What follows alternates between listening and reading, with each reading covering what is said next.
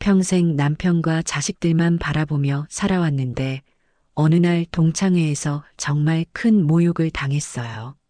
하지만 그 끝에서 제가 깨달은 진짜 인생의 가치가 있습니다.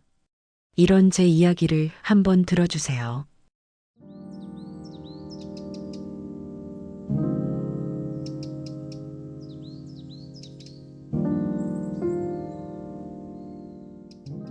아침 6시면 어김없이 눈이 떠집니다.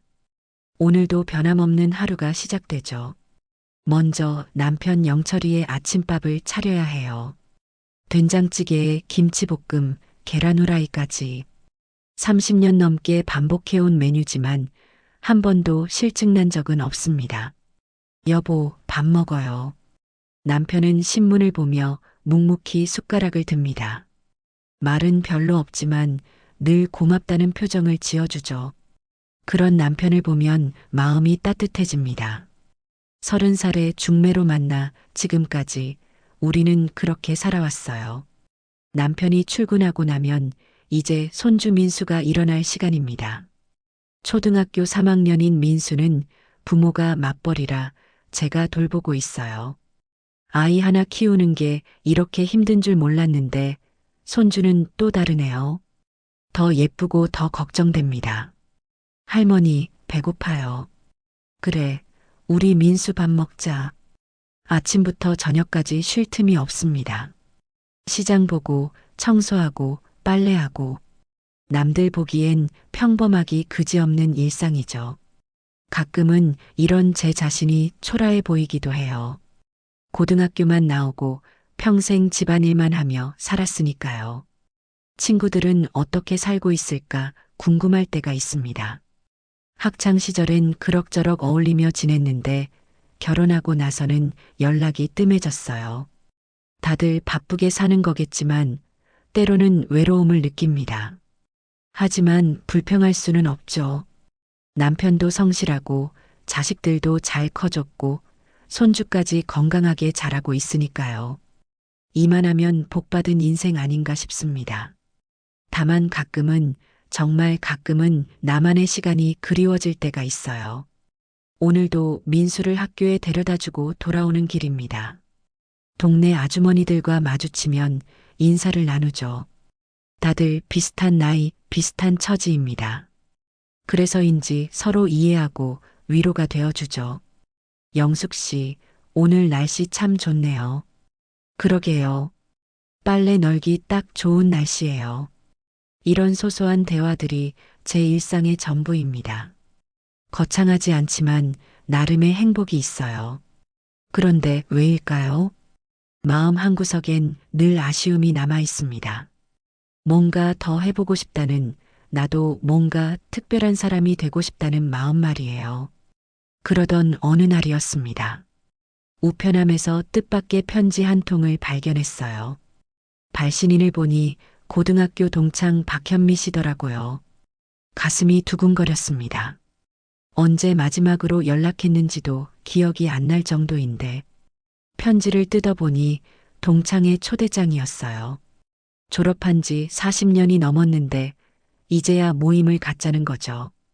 장소는 시내 한복판에 있는 고급 한정식 집이었습니다. 이름만 들어도 비쌀 것 같은 곳이에요. 마음이 복잡했습니다. 반가운 마음 반, 걱정스러운 마음 반이었죠. 친구들을 만나고 싶긴 한데 솔직히 두려웠어요. 다들 어떻게 변했을까, 저만 초라해 보이지 않을까 하는 생각이 들었습니다. 남편에게 이야기했더니 가보라고 하더라고요. 친구들 만나는 게 좋지 않나? 언제 또 이런 기회가 올까? 맞는 말이었습니다. 하지만 여전히 마음이 편하지 않았어요. 뭘 입고 갈지부터 고민이었습니다. 옷장을 뒤져봐도 변변한 옷이 없어요. 그나마 제일 괜찮은 게 결혼식 때 입었던 한복 정도였죠. 며칠을 고민하다가 결국 참석하기로 마음먹었습니다. 친구들이 잘 살고 있는지 궁금하기도 했고 무엇보다 용기를 내고 싶었어요. 평생 집에만 있었는데 가끔은 밖으로 나가야 하지 않을까 싶어서요. 준비하는 내내 가슴이 떨렸습니다. 어떤 이야기를 해야 할지, 친구들이 저를 기억이나 할지, 온갖 걱정이 머릿속을 맴돌았어요. 그래도 한편으론 설레기도 했습니다. 오랜만에 나만을 위한 시간을 갖는 거니까요. 거울 앞에서 몇 번이고 옷매무새를 다듬어 봤습니다. 화장도 평소보다 진하게 했어요. 하지만 거울 속 제 모습을 보니 여전히 부족해 보였습니다. 나이든 시골 아줌마 같다는 생각이 들었죠. 그래도 포기할 수는 없었어요. 이미 참석한다고 답장을 보냈으니까요. 그리고 정말 친구들이 보고 싶었습니다. 학창 시절에 그 순수했던 시간들이 그리웠어요. 출발하기 전 마지막으로 거울을 봤습니다. 떨리는 마음을 진정시키려고 심호흡을 몇 번 했어요. 그리고 중얼거렸습니다. 김영숙, 너도 할 수 있어. 당당하게 가자. 식당에 도착했을 때의 충격은 지금도 잊을 수가 없어요.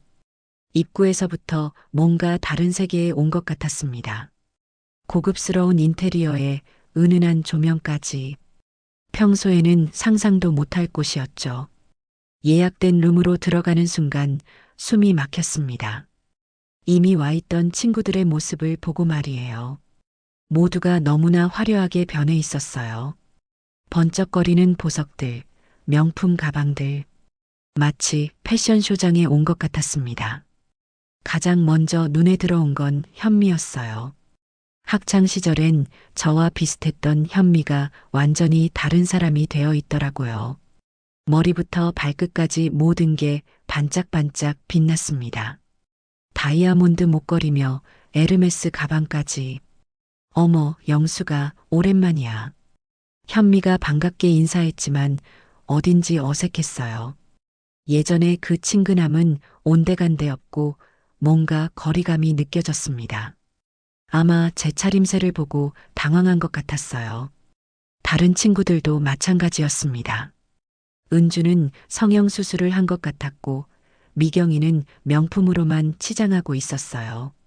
모두가 세월을 이겨낸 듯 젊고 아름다워 보였습니다. 저만 혼자 떨어져 보였어요. 나름대로 정성스럽게 차려입었다고 생각했는데 이들 앞에서는 초라하기 그지없었습니다. 마치 백조들 사이에 섞인 미운 오리 새끼 같은 기분이었죠. 다들 참 잘 사는 것 같네요. 제가 어색하게 말을 꺼냈더니 친구들이 웃었어요. 하지만 그 웃음에서 뭔가 다른 의미를 느꼈습니다. 동정? 아니면 우월감? 정확히는 모르겠지만 기분이 좋지 않았어요. 자리에 앉아서도 계속 위축되었습니다. 친구들의 대화 주제를 따라가기가 힘들었어요. 골프 이야기, 해외여행 이야기, 자녀들의 유학 이야기까지. 저에게는 너무나 먼 세계의 이야기들이었습니다. 영수가, 넌 뭐하고 지내? 은주가 물었습니다. 모든 시선이 저에게 집중되었어요. 무엇을 대답해야 할지 막막했습니다. 손주 돌보고 집안일 한다고 말하기엔 너무 초라해 보일 것 같았어요. 그냥 평범하게 지내고 있어요. 겨우 이런 말밖에 못했습니다. 친구들의 표정에서 실망감 같은 게 스쳐 지나갔어요.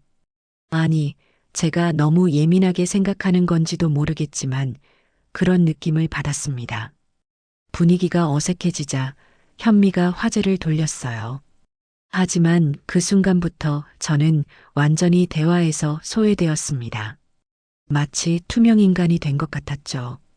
술이 조금씩 돌기 시작하자 친구들의 말이 거칠어졌어요. 처음엔 옛날 이야기로 분위기가 좋았는데 점점 현재 이야기로 넘어가면서 공기가 무거워졌습니다. 그나저나 영수가 넌 아직도 시장 바구니 들고 다니니? 미경이가 갑자기 이런 말을 던졌어요. 순간 제 얼굴이 화끈 달아올랐습니다. 다른 친구들도 키득거리며 제 가방을 쳐다봤어요. 평소에 시장 갈 때 쓰던 작은 가방을 메고 온 게 부끄러워졌습니다. 아, 그냥 편해서요. 겨우 이렇게 대답했지만 목소리가 떨렸어요. 미경이는 거기서 그치지 않았습니다. 아, 맞다. 넌 대학도 못 나왔잖아. 참, 이 말에 방 안이 순간 조용해졌어요. 너무나 직접적인 모욕이었습니다. 제 학력을 들먹이며 비웃는 것 같았어요. 가슴이 답답하고 눈물이 날 것 같았습니다. 다른 친구들은 어색한 웃음을 지었지만 아무도 미경이를 말리지 않았어요. 오히려 동조하는 분위기였습니다. 마치 저만 다른 계층의 사람인 것처럼 느껴졌죠. 미경아, 그런 말 하지 마. 현미가 말렸지만 진심이 담기지 않은 목소리였어요. 오히려 형식적인 말처럼 들렸습니다. 저를 진심으로 감싸주려는 마음은 없어 보였어요. 저는 아무 말도 할 수 없었습니다. 변명을 하자니 더 초라해질 것 같았고, 그렇다고 가만히 있자니 자존심이 상했어요. 손이 떨려서 찻잔을 제대로 들 수도 없었습니다. 학창 시절에는 이런 차별이 없었는데요. 다들 비슷한 처지였으니까요. 그런데 40년이 지난 지금 이렇게 큰 격차가 벌어져 있다니 현실이 너무 잔인하게 느껴졌습니다. 미경이는 계속해서 저를 의식한 듯 명품 자랑을 늘어놓았어요. 가방이 얼마짜리라느니, 목걸이가 얼마짜리라느니, 마치 저에게 들으라는 듯이 말이에요. 이 반지 봐. 남편이 결혼기념일에 사준 거야. 3천만 원짜리라고. 그 말을 들으며 제 결혼 반지를 내려다봤어요. 30년 전에 5만 원 주고 산 작은 반지였습니다. 그때는 그것도 부담스러워했는데 말이죠. 왜 이렇게 비교당해야 하는지 이해할 수 없었어요. 돈이 전부는 아니잖아요. 하지만 이 자리에서는 그런 게 전혀 통하지 않는 것 같았습니다. 술잔이 더 돌자 친구들의 말이 더욱 거칠어졌어요. 이제는 아예 대놓고 저를 무시하기 시작했습니다. 마치 저는 없는 사람처럼 대화를 이어갔어요. 우리 둘째 아들 말이야. 미국에서 의대 다니고 있어. 은주가 자랑스럽게 말했습니다. 다른 친구들도 자녀 자랑을 시작했어요. 변호사 된 딸, 대기업 다니는 아들. 모두가 성공한 자녀들을 두고 있었습니다. 저도 자식이 있지만 특별할 게 없었어요. 큰아들은 평범한 회사원이고 둘째는 작은 가게를 운영합니다. 나름대로 열심히 사는 좋은 아이들이지만 자랑할 정도는 아니죠. 영수가 내 아들들은 뭐하지? 현미가 물었을 때 답하기가 곤란했어요. 솔직히 말하자니 또 비교당할 것 같았고 거짓말을 하자니 양심에 찔렸습니다. 그냥 열심히 살고 있어요. 이렇게 대답하자 친구들이 피식 웃었어요. 그 웃음소리가 제 가슴을 찔렀습니다. 마치 역시 그럴 줄 알았다는 표정들이었어요. 그때 미경이가 결정타를 날렸습니다. 넌 뭐 인생 성공이랑은 인연도 없겠다. 이 한마디에 제 마음이 완전히 무너졌어요. 마치 제 존재 자체를 부정당하는 기분이었습니다. 평생을 성실하게 살아왔는데 이런 평가를 받다니. 다른 친구들은 그 말에 웃었어요. 농담이라고 생각하는 것 같았지만 저에게는 치명적인 모욕이었습니다. 가슴이 너무 아파서 숨쉬기가 힘들 정도였어요. 성공이 뭔지 모르겠네. 돈만 많으면 성공인가? 제가 겨우 이렇게 말했더니 분위기가 싸늘해졌어요. 친구들의 표정이 일순간 굳었습니다. 영수가 현실을 인정해야지. 우리는 노력해서 여기까지 왔어. 은주가 차갑게 말했어요. 마치 제가 노력하지 않았다는 뜻으로 들렸습니다. 너무 억울했지만 반박할 말이 없었어요. 그 순간 정말 후회했습니다. 왜 이런 자리에 왔을까? 집에서 조용히 지낼 걸 그랬어요. 친구들을 만나서 행복할 줄 알았는데 오히려 상처만 받고 있었습니다. 더 이상 참을 수가 없었어요. 하지만 울음을 터뜨릴 수도 없었습니다. 그러면 더욱 초라해 보일 테니까요. 그저 침묵으로 견딜 수밖에 없었어요. 친구들의 대화는 계속 이어졌지만 저는 더 이상 듣고 싶지 않았습니다. 머릿속이 하얘졌고 가슴만 답답했어요. 왜 사람들은 이렇게 잔인할까요? 화장실에 가고 싶어졌어요. 혼자만의 시간이 필요했습니다. 잠깐 화장실 다녀올게요. 겨우 이 말을 하고 자리에서 일어났어요. 친구들은 대수롭지 않게 고개만 끄덕였습니다. 아마 제가 없어도 상관없을 거예요. 화장실에서 거울을 봤는데 제 모습이 너무 초라해 보였어요. 아까 집에서 나올 때는 그럭저럭 괜찮다고 생각했는데 이제는 완전히 다르게 보였습니다. 눈물이 나려고 했지만 꾹 참았어요. 화장이 번지면 더 볼품 없어질 테니까요.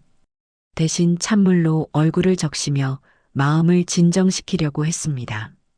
왜 이렇게 살았을까? 이런 생각이 들었어요. 만약 제가 더 공부했다면, 더 야심차게 살았다면 지금과는 달랐을까요? 하지만 그때는 그런 선택권이 없었어요. 가난한 집에서 태어나 일찍 시집와서 아이들만 키우며 살았으니까요. 거울 속에 제 모습을 보며 스스로에게 말했어요. 김영숙, 넌 잘못한 게 없어. 최선을 다해 살았잖아. 하지만 위로가 되지 않았습니다. 현실은 냉정했어요. 아무리 성실하게 살았어도 결과가 다르면 평가도 달라지는 거니까요. 한참을 그렇게 있다가 다시 방으로 돌아갔어요. 친구들은 여전히 자랑 이야기에 열중하고 있었습니다. 제가 없던 시간에도 전혀 신경 쓰지 않았나 봐요. 자리에 앉으니 더욱 외로웠어요. 분명 같은 공간에 있는데 완전히 다른 세계 사람들 같았습니다. 어떻게 이렇게 멀어졌을까요? 시간이 갈수록 견디기 힘들어졌어요. 친구들의 대화에 끼지도 못하고 그렇다고 먼저 일어서기도 어색했습니다. 정말 진퇴양난이었죠. 그냥 핑계대고 나갈까? 이런 생각이 계속 들었어요. 몸이 아프다고 하거나 급한 일이 생겼다고 하면 될 것 같았습니다. 하지만 그것도 너무 뻔해 보일 것 같았어요. 친구들은 이제 골프 이야기를 시작했습니다. 어느 컨트리 클럽이 좋다느니, 회원권이 얼마 올랐다느니, 저에게는 화성의 이야기나 다름없었어요. 영수가, 넌 골프 안 쳐? 현미가 물었습니다. 순간 모든 시선이 저에게 쏠렸어요. 당연히 안 한다는 걸 뻔히 알면서 왜 물어보는 걸까요? 아니요, 시간도 없고. 아, 그렇겠네. 돈도 만만치 않으니까. 미경이가 끼어들었어요. 또다시 제 형편을 들먹이는 말이었습니다. 이제는 아예 대놓고 무시하는 거였어요. 더 이상 참을 수 없었습니다. 하지만 화를 낼 수도 없었어요. 그러면 더욱 품격 없는 사람으로 보일 테니까요. 그저 입술만 꽉 물고 견뎠습니다. 그런데 한편으로는 분한 마음도 들었어요.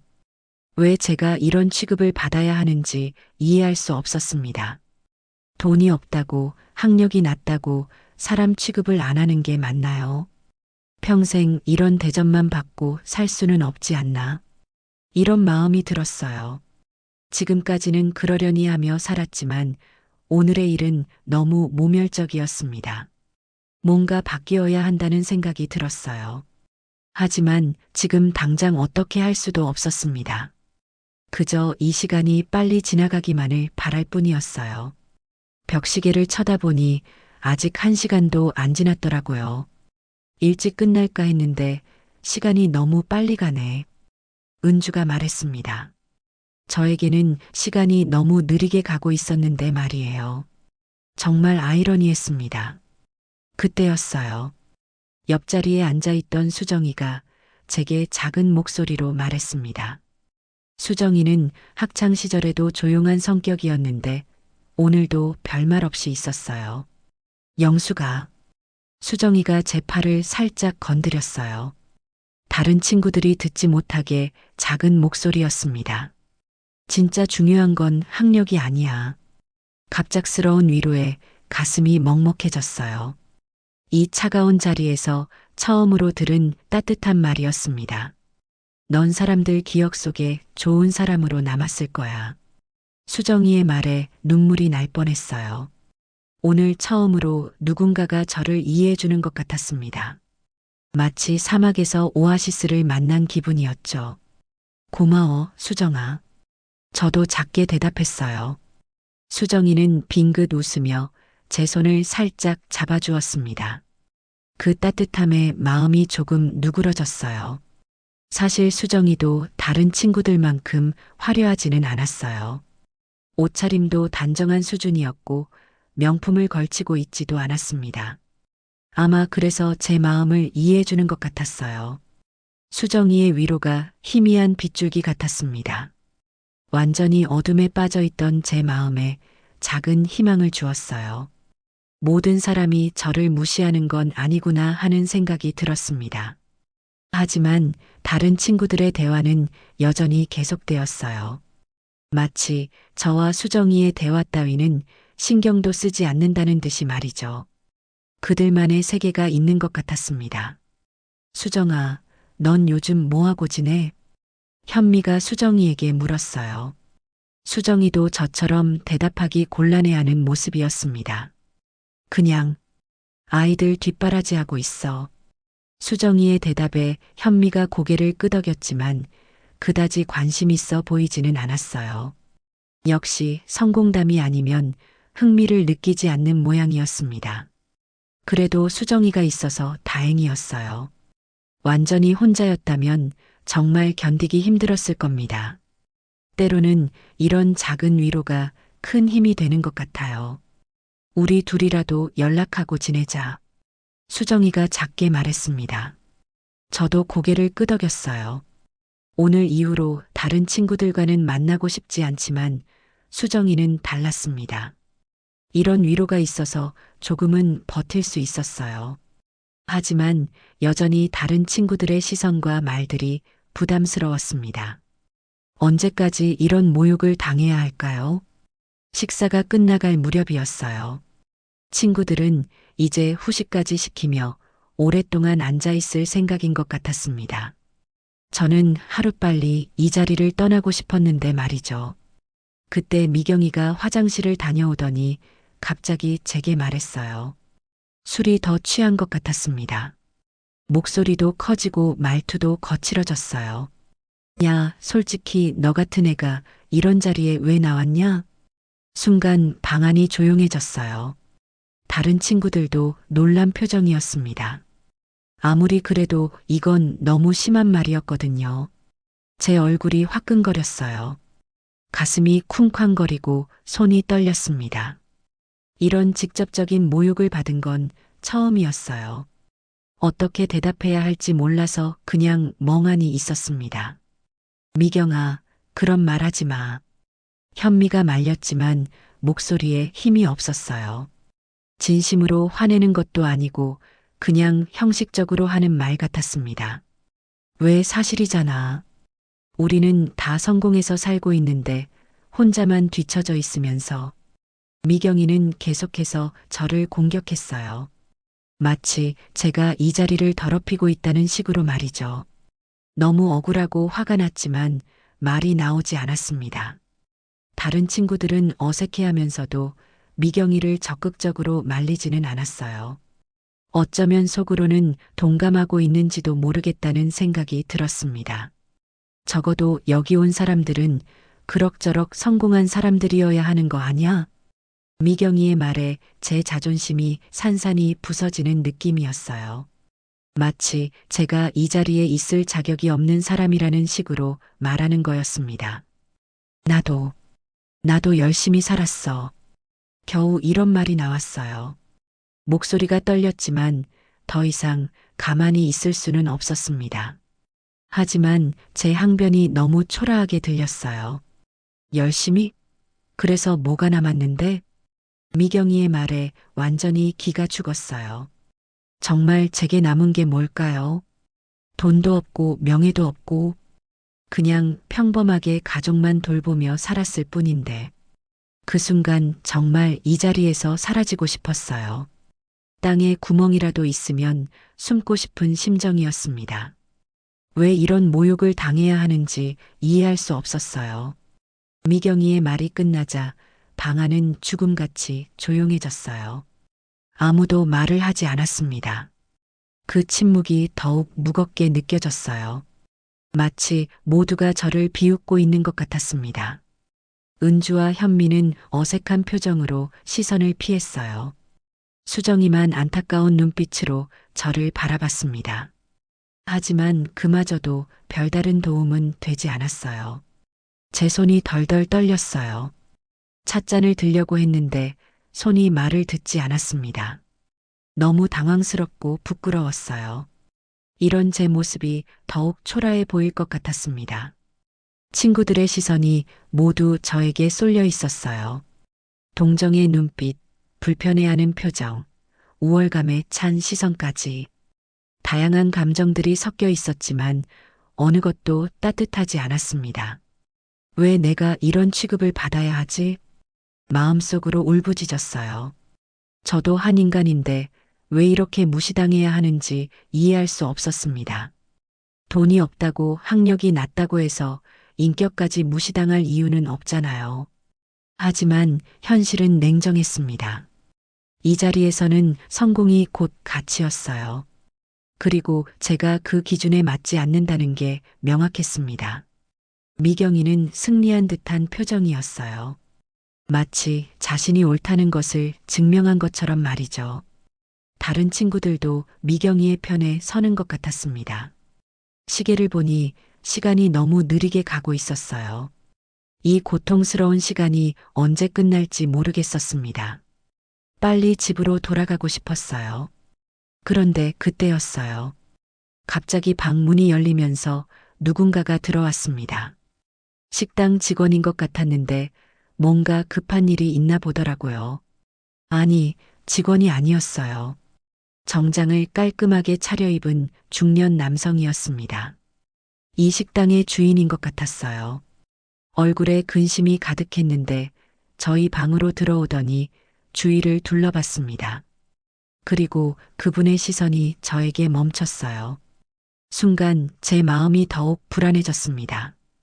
혹시 저 때문에 뭔가 문제가 생긴 건 아닐까 싶었거든요.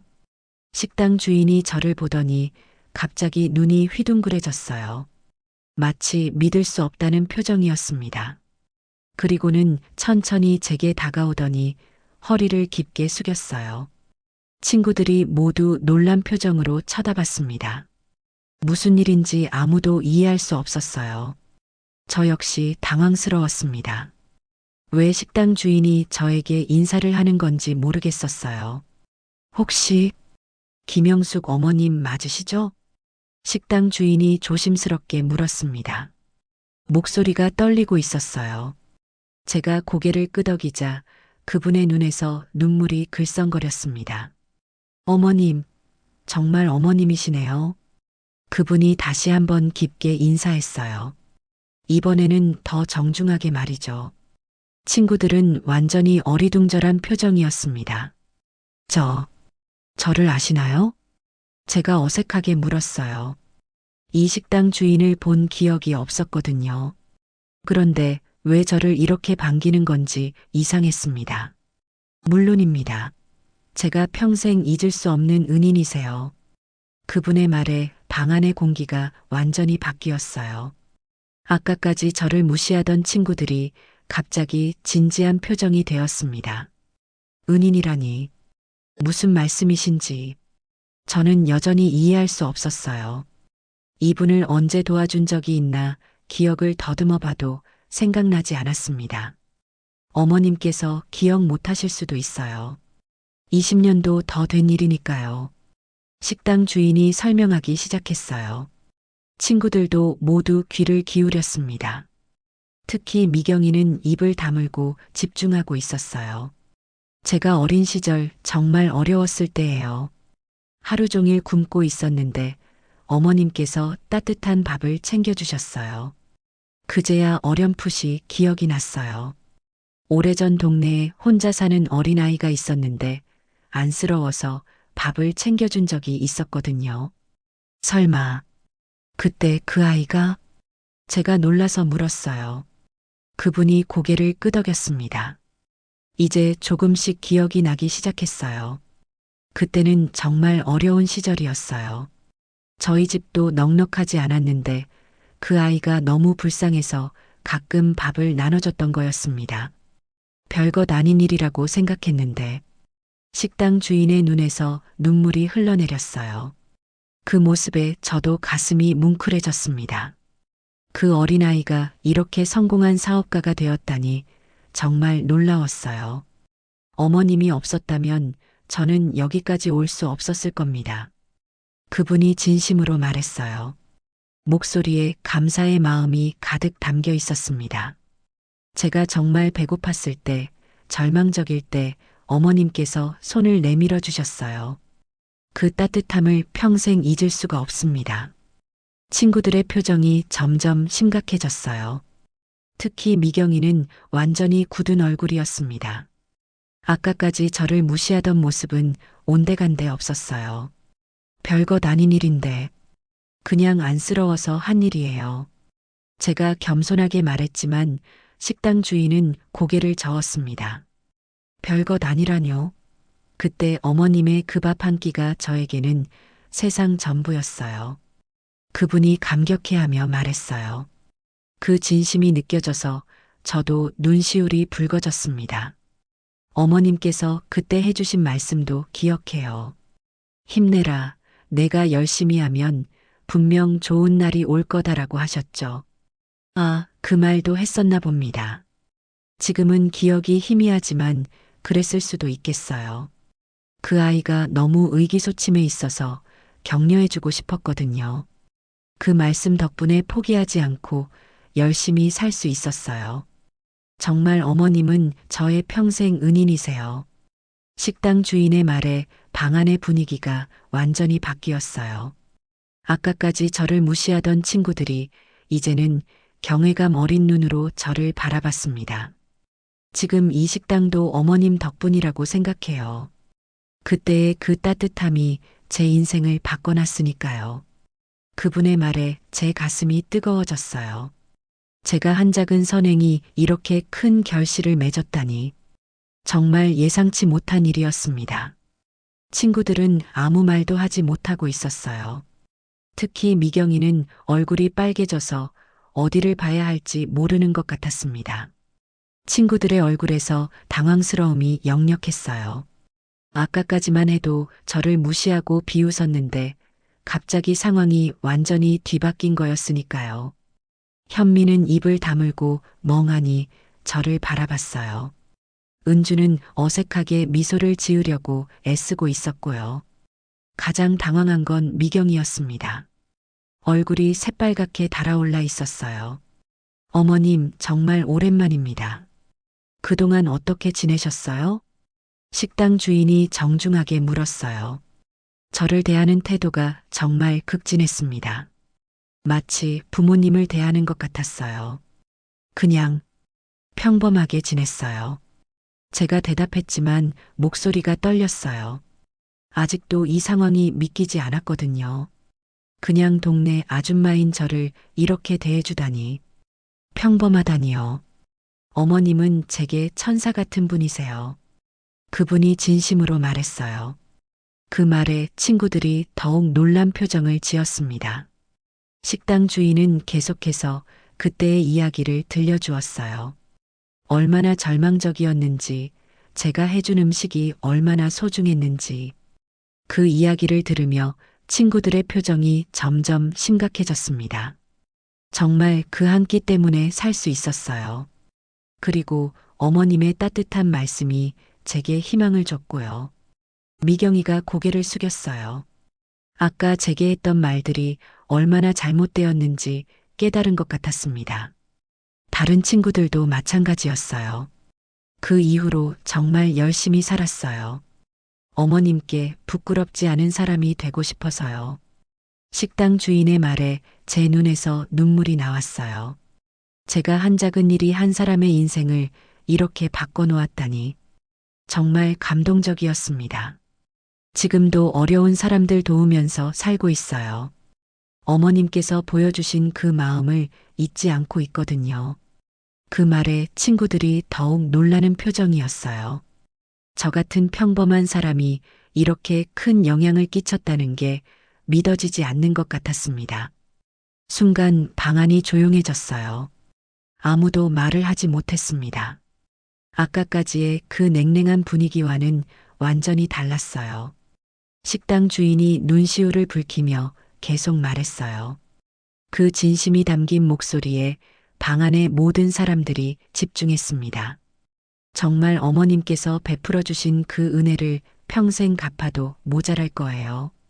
그분이 다시 한번 깊게 고개를 숙였어요. 그 모습에 친구들이 완전히 압도당한 것 같았습니다. 어머님이 계시는 자리라면 저는 언제든지 최고의 대접을 해드리고 싶어요. 식당 주인이 정중하게 말했어요. 그러더니 직원을 불러서 뭔가 지시했습니다. 오늘 식사는 모두 제가 대접하겠습니다. 은인께서 오신 자리인데 어떻게 돈을 받을 수 있겠어요? 친구들이 서로 눈치를 봤어요. 특히 미경이는 얼굴을 들 수가 없어 보였습니다. 아까 저에게 했던 말들이 얼마나 부끄러운지 깨달았을 거예요. 그리고 앞으로도 언제든지 오세요. 저에게는 정말 소중한 분이시니까요. 식당 주인의 말에 제 체면이 완전히 살아났어요. 아까까지만 해도 초라한 아줌마 취급받았는데 이제는 가장 존경받는 사람이 되었습니다. 현미가 어색하게 웃으며 말했어요. 영수가, 우리가 몰랐네. 내가 이런 좋은 일을 했었구나. 하지만 그 웃음이 진심으로 보이지는 않았어요.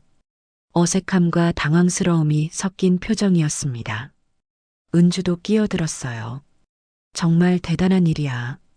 평소에도 이런 일들을 많이 하나 봐. 친구들이 갑자기 저에게 관심을 보이기 시작했어요. 하지만 아까와는 완전히 다른 이유였죠. 진심이 아닌 어쩔 수 없는 상황 때문이었습니다. 식당 주인은 제 곁에서 떠나질 않았어요. 계속해서 그때의 감사함을 표현했습니다. 정말 어머님이 아니었다면 지금의 제가 없었을 거예요. 그 말에 제 가슴이 뿌듯했어요. 제가 한 작은 선행이 이렇게 큰 의미가 있었다니. 평생 모르고 살았을 일이었는데 이렇게 알게 되다니요. 미경이는 계속 고개를 숙이고 있었어요. 아까 저에게 했던 말들 때문에 부끄러워하는 것 같았습니다. 당연한 일이었죠. 순간 제 마음이 편해졌어요. 아까까지의 그 모욕감과 수치심이 다 사라지는 느낌이었습니다. 식당 주인이 나간 후 방 안은 한동안 조용했어요. 아무도 말을 꺼내지 못하고 있었습니다. 아까까지의 분위기와는 완전히 달랐죠. 그때 미경이가 먼저 입을 열었어요. 고개를 숙인 채로 작은 목소리로 말했습니다. 영수가, 정말 미안하다. 그 말에 다른 친구들도 놀란 표정을 지었어요. 미경이가 사과하는 건 정말 드문 일이었거든요. 내가 너무 심하게 말했어. 정말 잘못했다. 미경이의 목소리가 떨리고 있었어요. 진심으로 후회하고 있는 것 같았습니다. 우리가 정말 잘못 생각했구나. 성공이 뭔지도 제대로 모르면서. 현미도 어색하게 사과했어요. 하지만 여전히 진심보다는 상황 때문에 하는 말 같았습니다. 은주도 끼어들었어요. 영수가, 내가 이런 훌륭한 사람인 줄 몰랐어. 우리가 너무 좁은 시각으로만 봤나 봐. 친구들의 사과를 들으며 복잡한 기분이었어요. 기분이 좋기도 하고 한편으로는 허탈하기도 했습니다. 결국 남의 인정을 받아야만 저를 인정해주는 건가 싶어서요. 괜찮아요. 다 지난 일이에요. 저는 조용히 대답했어요. 화를 낼 수도 있었지만 그러고 싶지 않았습니다. 오히려 이 기회에 제가 깨달은 것들을 나누고 싶었어요. 사실 저도 많이 생각해 봤어요. 성공이 뭔지, 행복이 뭔지. 친구들이 제 말에 귀를 기울였어요. 아까와는 완전히 다른 태도였습니다. 돈이 많고 유명한 게 성공일 수도 있겠지만 그게 전부는 아닌 것 같아요. 제 말에 수정이가 고개를 끄덕였어요. 다른 친구들은 좀 어색해하는 것 같았지만요. 저는 그냥 제 방식대로 살았을 뿐이에요. 누군가에게 도움이 된다면 그걸로 충분하다고 생각해요. 미경이가 고개를 들었어요. 눈이 빨갛게 되어 있었습니다. 영수가 정말 미안해. 내가 너무 좁게 생각했어. 이번에는 진심이 담긴 것 같았어요. 그래도 여전히 마음 한구석에는 서운함이 남아 있었습니다. 친구들의 사과를 받으며 저는 조용히 웃었어요. 화나지도 않았고 원망스럽지도 않았습니다. 오히려 이 상황을 통해 깨달은 게 많았어요. 정말 괜찮아요. 저도 오늘 많이 배웠어요. 제가 말하자 친구들이 궁금한 표정으로 저를 봤습니다. 사람은 결국 어떻게 사느냐가 중요한 것 같아요. 남한테 보이기 위해서가 아니라 진심으로 살아야 하는 거죠. 제 말에 방안이 조용해졌어요. 친구들도 각자 생각에 잠긴 것 같았습니다. 저는 가진 건 없어도 사람 마음 하나는 지키며 살았거든요. 이 말을 하면서 제 가슴이 뿌듯했어요. 정말 그렇게 살아왔으니까요. 어려운 사람을 보면 그냥 지나치지 못하는 성격이었습니다. 그게 진짜 성공 아닐까요? 누군가의 인생에 도움이 되는 거 말이에요. 수정이가 제 말에 고개를 끄덕였어요. 다른 친구들도 뭔가 생각하는 표정이었습니다. 미경이가 조심스럽게 말했어요. 영수가 정말 존경스러워. 나는 그런 마음을 가져본 적이 없는 것 같아. 그 말에 제 마음이 따뜻해졌어요. 비록 늦었지만 친구가 제 마음을 이해해 주는 것 같았습니다. 우리 모두 각자의 방식으로 열심히 살았잖아요. 그걸로 충분한 거예요. 저는 너그럽게 말했어요. 정말 그런 마음이었습니다. 이제는 친구들이 저를 무시했던 것도 이해할 수 있을 것 같았어요. 현미가 진심 어린 목소리로 말했어요. 영수가 앞으로 자주 만나자. 우리가 너무 오만했던 것 같아. 그 말에 다른 친구들도 동조했어요. 하지만 저는 아직 확답할 수 없었습니다. 오늘의 상처가 완전히 아물지는 않았거든요. 생각해 볼게요. 저는 이렇게 대답했어요. 너무 냉정하지도 않고 너무 쉽게 용서하지도 않는 적당한 선이었습니다. 그 순간 제 안에서 새로운 자존심이 생겨나는 걸 느꼈어요. 남의 인정을 받아서 생긴 자존심이 아니라 제 자신을 인정하게 된 자존심이었습니다. 그날 집으로 돌아오는 길에 많은 생각이 들었어요. 아침에 나갈 때와는 완전히 다른 마음이었습니다. 무엇보다 제 자신에 대한 생각이 바뀌었어요. 동창회에서 받은 모욕도 아팠지만 마지막에 식당 주인을 만난 건 정말 큰 선물이었습니다. 제가 까마득히 잊고 있던 일이 누군가에게는 평생의 은혜였다니요. 집에 도착해서 남편에게 오늘 있었던 일을 이야기했어요. 남편은 조용히 듣고 나서 말했습니다. 그래, 당신이 그런 사람이지. 나도 잘 알고 있어. 남편의 말에 마음이 더욱 따뜻해졌어요. 가장 가까운 사람이 저를 가장 잘 알아주고 있었던 거죠. 그 이후로 저는 더 이상 고졸이라는 것, 가난하다는 것에 주눅 들지 않았습니다. 그런 것들이 제 가치를 결정하지 않는다는 걸 깨달았어요. 며칠 후 수정이에게서 연락이 왔어요. 다른 친구들도 많이 반성하고 있다고 하더라고요. 특히 미경이가 가장 후회하고 있다고 했습니다. 영수가 정말 그날 너를 보면서 많이 깨달았어. 진짜 중요한 게 뭔지 말이야. 수정이의 말에 저도 마음이 누그러졌어요. 결국 사람은 변할 수 있다는 생각이 들었습니다. 일주일 후에는 그 식당 주인에게서 연락이 왔어요. 꼭 한 번 더 뵙고 싶다고 하더라고요. 그래서 남편과 함께 그 식당을 다시 방문했습니다. 그분은 저희를 정말 귀한 손님처럼 대해 주었어요.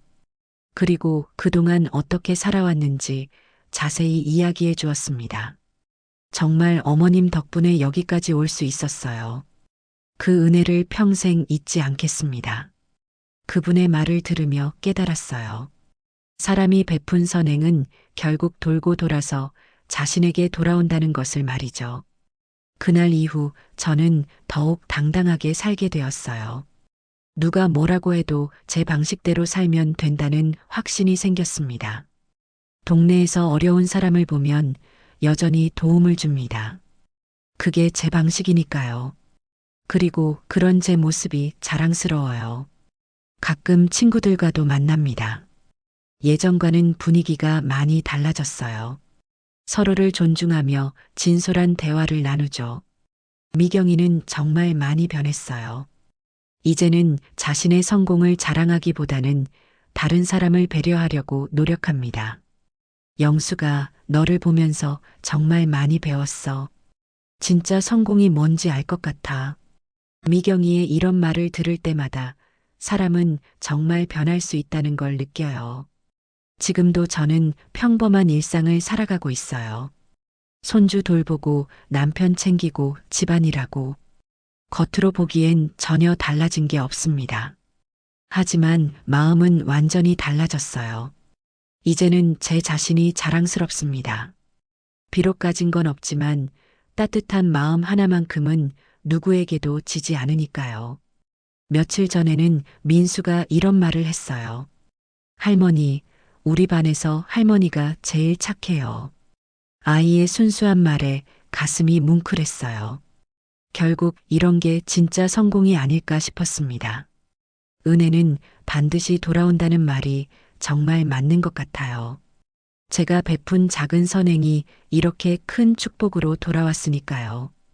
그리고 깨달았습니다. 사람은 결국 자신이 베푼 은혜와 살아온 마음으로 평가받는다는 것을요. 학력이나 재산보다 훨씬 중요한 게 바로 그거였어요. 지금도 저는 그렇게 살아가고 있습니다. 누군가에게 도움이 되는 사람, 따뜻한 마음을 나누는 사람으로 말이에요. 그게 바로 제가 꿈꾸던 진짜 성공한 인생이었어요.